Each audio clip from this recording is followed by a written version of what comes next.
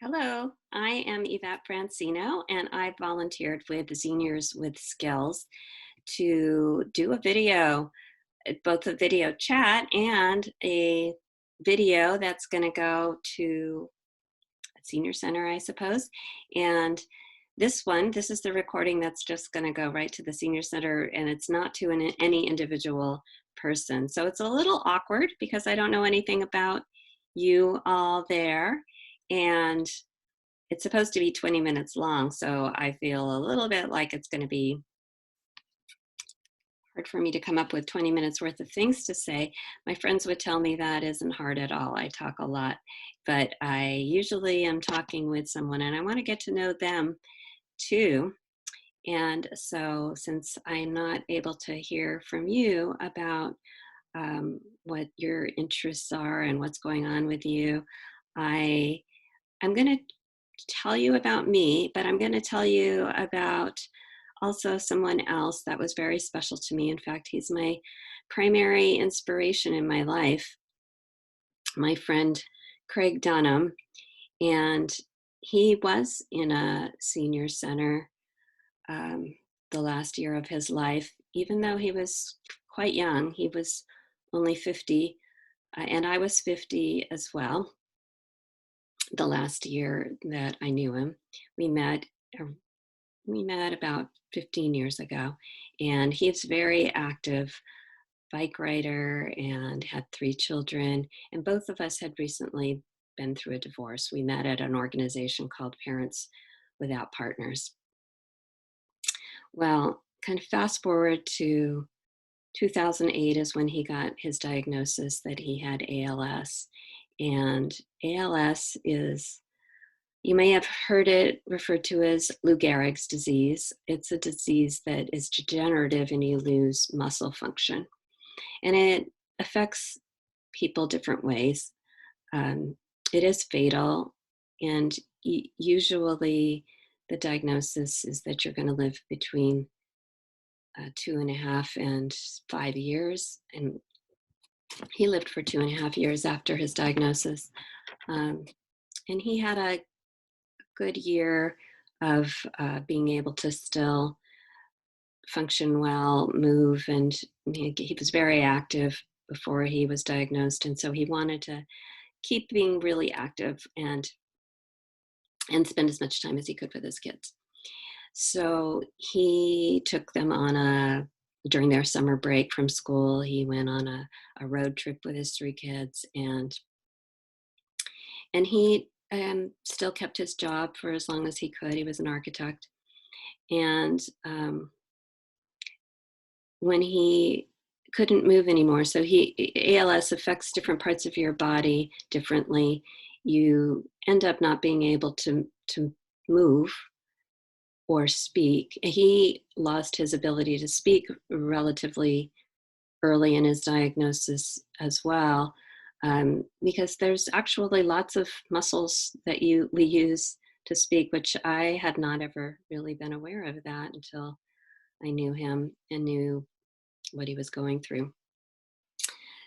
Anyway, the reason why Craig was such an inspiration to me was that he just had this love of life that even in this most horrific fate that he had, this terrible continued loss of movement and ability to communicate, he did not let that stop him from living fully. And so after he died, I started up a team to defeat ALS, and I called it Team Carpe Diem. And Carpe Diem is Latin for seize the day. And I always think of Craig because he just always seized the day, no matter what problems he was facing. He lived fully. He still could smile till the end, and that just means so much. Um, and he And his initials were Craig Dunham, CD, like Carpe Diem. So I thought that was sort of meant to be. And I even have this whole superhero costume that I wear when I'm leading Team Carpe Diem. And I wanted to tell you about him because again, he was in a nursing home and he was fully dependent on other people, and he was very isolated. He When he couldn't speak, he didn't have the muscles even to lift his phone or to be able to speak. So he wasn't able to do those things. And I thought a lot about how isolating, how lonely that must have felt to him. And so I did visit him. I lived about an hour from where his nursing home was. So uh, I visited him on Sundays, and my role, and I remember the first time that I didn't expect this to be my role when I got to the nursing home, but Craig was a very faithful person. He loved going to church and he loved his church community. So when I would visit him on Sunday, the first time I got there, he he again wasn't able to speak very well, so I wasn't sure what he was trying to tell me, but it turned out he wanted me to drive him to church in his wheelchair. He had a powered wheelchair. And the reason why I say this was hard for me was because, first of all, I'm a terrible driver in any circumstance, but I needed to drive the wheelchair van and help him get in and out. And I didn't even know where the church was. And so I really felt like, um, when I figured out that that's what he was saying to me, that he wanted me to get him to church, I was very hesitant about it. But he did not give up on that, and so we did it. We got to church, and I got him in there, and he gave me that smile. And another story about him around the church that I'll always remember is there was a lot of construction going on in this church. They were doing some kind of refurbishing, and so that became my role, to come and go to church with him on Sundays. But one week we went, and there were cones everywhere, and there wasn't a wheelchair access. And when we got there, I said, it doesn't look like we're going to be able to do this, Craig.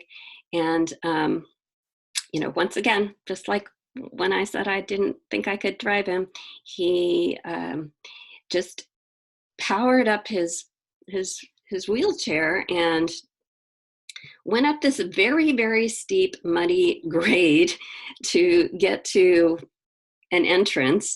Not a wheelchair entrance, but it was an entrance anyway, going past the cones, because he was not to be stopped. And here I was in my heels, like trudging and just picturing that this wheelchair was going to like tip over and go backwards because it was so steep, and but he was four-wheeling it and just going on his way. And I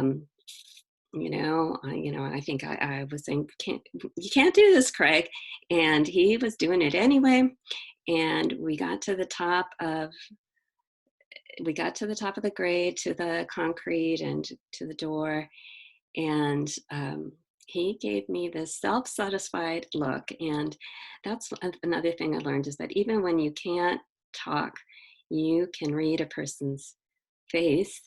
And his eyes, you can read so much in a person's eyes, and his eyes were like, don't tell me what I can't do. He wasn't like he was mad, but he was like, I am not going to be stopped. I am going to go to church. And that was just the way he was. And I admired that so much about him. And so, because he couldn't talk or lift up the phone, I used to call him every night. So it's kind of like this. And so I thought this would be awkward to talk into the video when I don't know. I didn't at least know Craig. So I read from one of his favorite books, and I always ended the call, I always said, "I love you." And even though it's funny that I hadn't said that when he was healthy, and I grew to love him a lot more because of this admiration I had for his strength in his character.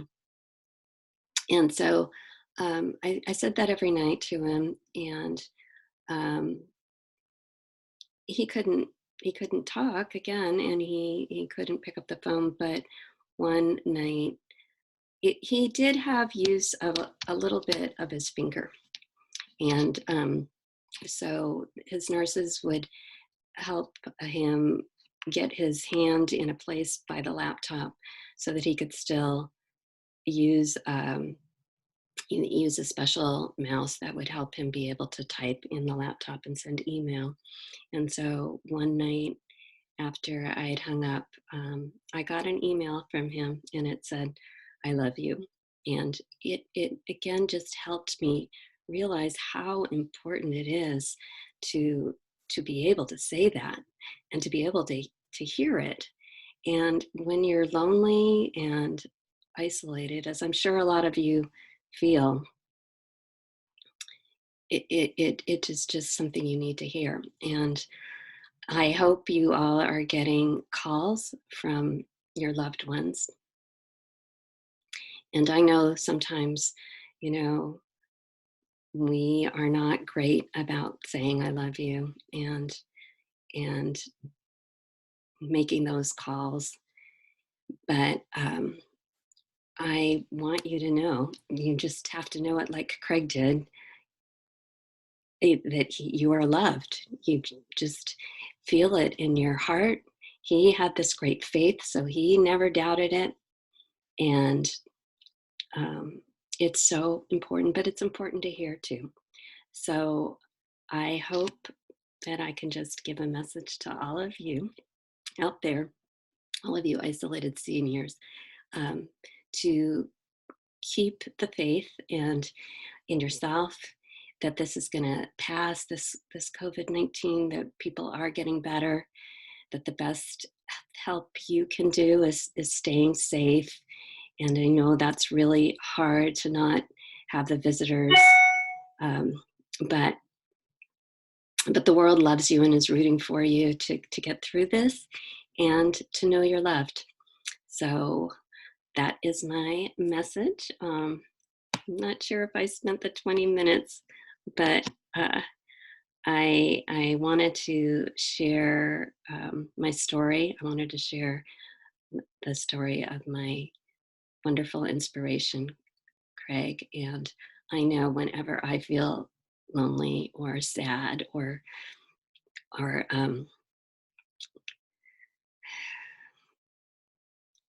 or worried about something or sick, I think of him, and I think about how strong he is. And he just got through each day, and and still brought joy to the world from just being him, just his smile and his character.